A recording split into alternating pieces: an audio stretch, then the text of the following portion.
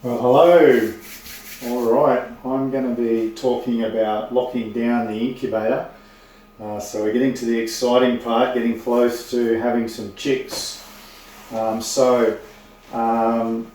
At 18 days after you put the eggs into the incubator, we want to lock it down. So what that means is that we want the eggs to stop turning, which gives the chicks an opportunity to be able to break out of the egg without being rolled all over the place. So to do that, we're going to take the styrofoam cover off. Now I've only got 4 eggs in this one, but it really doesn't matter how many eggs you have. The process is the same. So take your cover off gently and put it to one side. Alright, then if you kept your egg carton, you can use your egg carton to put your eggs back into for storage. If you didn't, just a towel on the bench or something nice and soft, but that will stop them from rolling around, because at this stage we don't want them falling onto the ground, breaking eggs. So all you need to do to lock it down is take out the turner, and you can put that to one side. Then we're just going to set the eggs back in. Now I know we talked about this in our setup video, but just a good little reminder. Just lay your eggs so they're not rolling around. They don't have to be spaced any particular way. If they're touching, it's okay. It's not going to affect them at all. Then we're going to put our lid back on. Before we do that though, have a look in your incubator and make sure that you've got water in there. If you're not sure, I probably should have done that before I put my eggs on. You can take this tray out if you need to have a really good look, because the most important part, or time I should say, to have water in here and to have high humidity is at this stage for the eggs. What will happen is if it's too dry, the chicks may stick to the shell and they can't break out of their shell. So water at this time is really, really important. Now you can put your lid back on your incubator.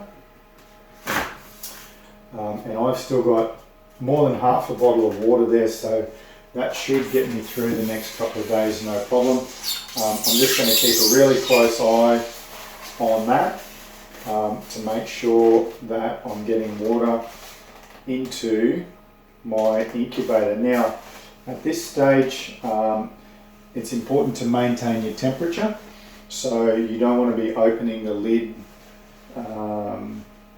very often. Again, if you're candling every day, that's fine. Just still do your candling. Just be nice and quick about it and get your eggs back in there. Get your lid back on so they can come up to temperature as quick as possible. Yeah, so that's kind of the main things that you need to be extra sure about at this time. So maintaining temperature and maintaining water. Now, the first thing that you're going to see happen when the chicks are starting to come out is what we call pipping. So what the chick will do is it will stick its beak through the egg, and I'll do another video with some actual footage of chicks hatching, and so you'll see that.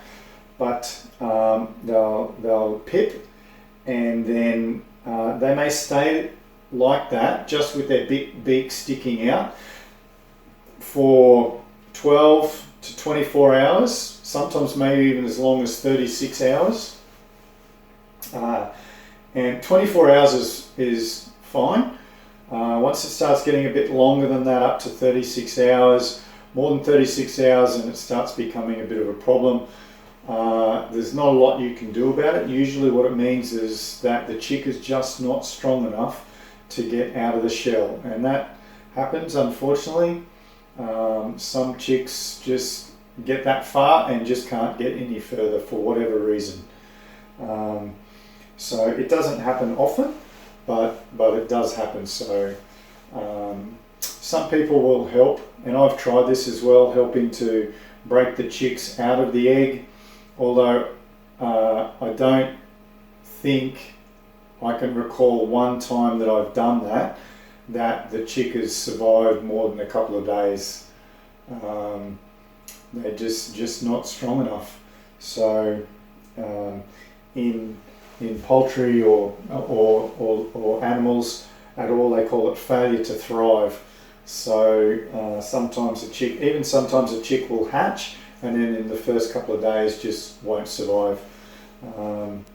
Unfortunately, it's just a part of what happens. Not often, a very low percentage, but nonetheless, you may have that happen.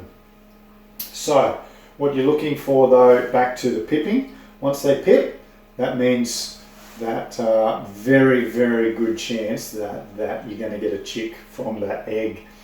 And that's pretty exciting to see that happen. So,